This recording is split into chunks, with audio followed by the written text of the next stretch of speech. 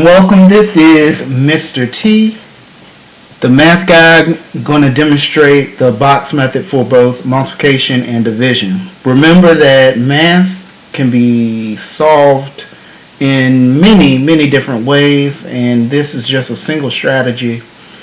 Try to keep the numbers compatible for student learning, as well as applicable to the standards of learning that you might be using.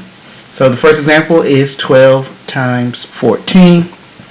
Before I proceed, let's review some terminology, such as horizontal,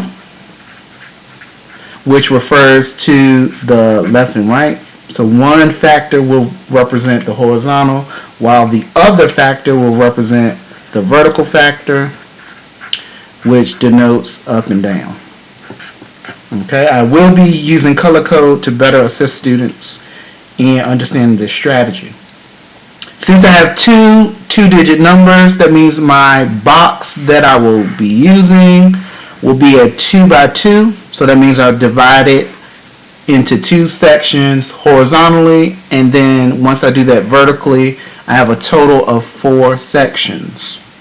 The first thing I need to do is decompose my factors. So 12, if I decompose using our base 10 system, that is equivalent to 10 plus 2. And when I decompose 14, that is equivalent to 10 plus 4. Again, it's important that we decompose by base 10.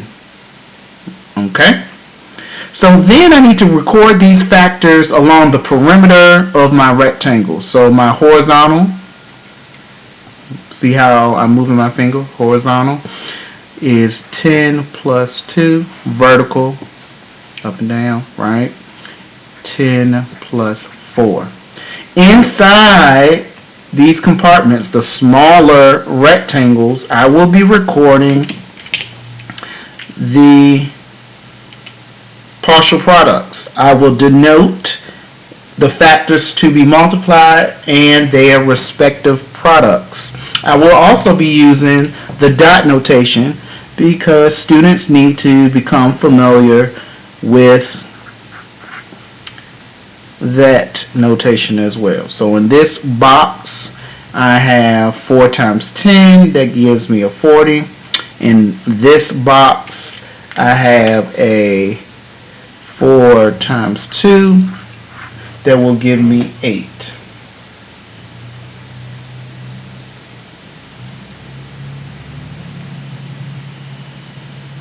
Okay, so let's continue. This box, you might have to use your fingers to show whether these meet, they intersect, right? 10 and 2, horizontal, vertical, horizontal, vertical. 10 times 2 is 20, so 10 times 2 gives me 20. And then in this top left corner is 10 times 10, which is 100. While working these partial products, it becomes important, or you can illustrate to children that knowing your tens facts, right, ends in a 0. Most cases when dealing with whole numbers, changes a little bit when you have decimal numbers or fractional counterparts. All right, and this box represents the ones digits. So essentially, I usually save this box last because students should at this level, grades 4, 5, know their facts. If they don't, it's okay, we can practice. All right, so step 2, after we found all these partial products, we need to list them.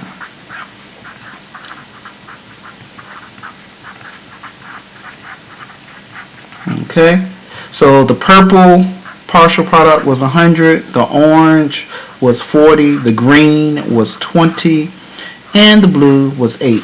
We need to find the sum of these.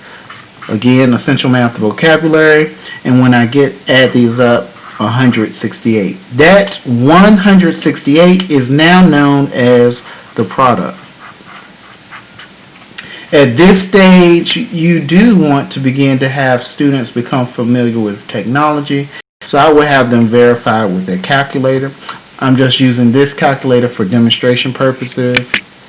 And here we go. 12 times 14 equals sign 168. Does it match? Yes, it does. What happens? Ooh, good job. Right? So how can you use this, Mr. Thomas, to do division? And again, this is a strategy, right? Students will eventually become familiar with traditional algorithms, but sometimes you need to show them another way, and that's what I'm here to do. All right? So the problem, I want to do something simple and grade level appropriate. 3 into 39. Again, when you do division, ensure that you show it all the ways that students would see it. Okay? Long division, horizontal expression, and you can call this a rational expression or written with the fraction bar, however you choose to say it. Alright? The other piece that's important is having students know the essential vocabulary. And I use color code. Again, this color makes a difference. And I would go in, whoop, divisor, whoop, divisor, whoop, divisor. The same thing with the dividend. D-I-V-I-D. And go through, and go through. Now, what's also important is the word form, right? 39 divided by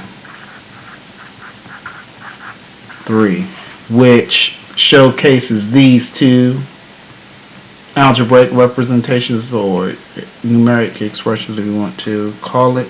And now this one is 3 into 39. Okay, students oftentimes say these incorrectly because they've never been able to map the correct verbiage, right, to the correct notation. So again, these go with this one, right?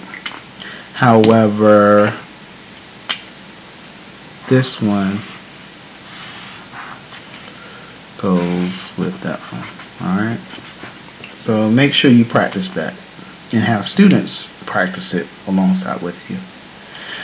So step 1 is to decompose, just like before. And this time we're going to decompose the dividend. Again, use base 10 to decompose, so 39 is equal to 30 plus 9. Since it's a 2-digit number, I need a 2-section rectangle. Okay, so step 2 is make your rectangle and divide using divisor. So here we go. My rectangle, 2 sections. My divisor is 3, 30 plus 9. Alright. Now how many times can 3 go into 30? I know that because I know my tens facts. And since I know my tens facts, this is going to be 10. And I'm going to record it there. Verify step. Here we go. I know that 10 times 3 is 30. I know that fact. Show it another way. I know that's 10 3 times, right? Showing that repeated addition.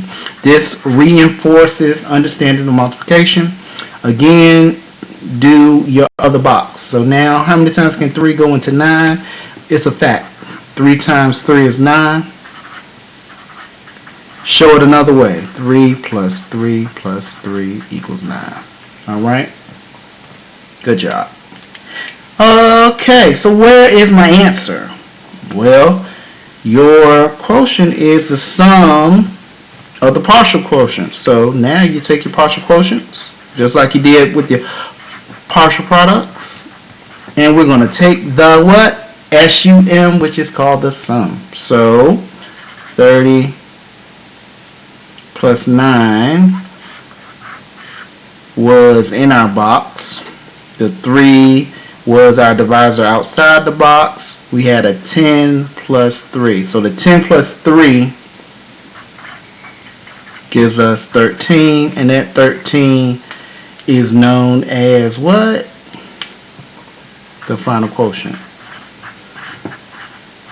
Now, you should be practicing inverse operations with students in this exercise. Most instances you teach multiplication first and then you go into division. So what better way to reinforce what you've already taught by having students to check their work?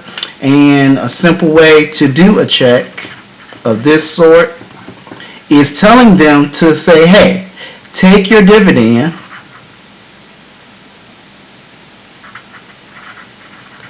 which is your answer, and that should give you what you have when you have your quotient times your divisor. Again, go back to your color code. My divisor was orange, and oops, my dividend was green. Got to be careful with my color code, and it was this green. This green. Here we go. So let's see what happens. This green, and I have this green. I'll do a squiggle since I have a different color. Alright, so my quotient was 13.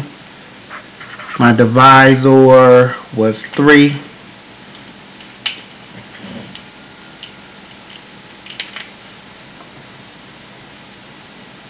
Let me zoom out.